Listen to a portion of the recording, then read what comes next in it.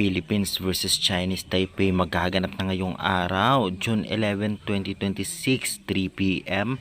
At ating pag-uusapan gaano kaya kalaki ang chance manalo ang alas dito. Bigyan natin ng game analysis, commentary, ang paparating na laban. Kaya before that guys, please nakikiusap ako. Don't forget to like, comment, and subscribe for more valuable updates. Palike and share na rin. At guys, avail na kayo ng Alas Pilipinas t-shirt. Thank you very much. Well, alam naman nating lahat na medyo mahihirapan talaga ang alas dito sa Chinese Taipei dahil nga sa lakas at bilis ng mga galawan nito. Masasabi din natin na kahit na nung mga unang alas players ay nahirapan, nakaisang panalo din ang Alas Pilipinas dito last year.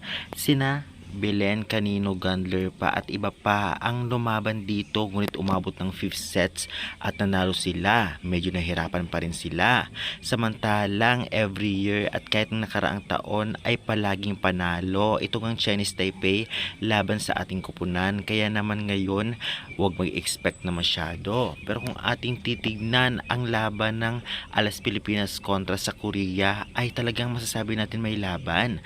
Lalong-lalo na kung Goddess ang magkatandem sa open spiker na talagang pinahirapan ang Korea.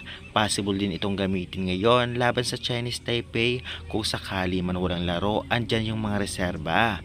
Well, alam naman natin na itong si Valdez ay unstoppable at isa rin sa magaling sa stats dahil pasok siya sa top 10 ranking sa statistic. Kaya masasabi natin na sampal ito sa mga basher niya.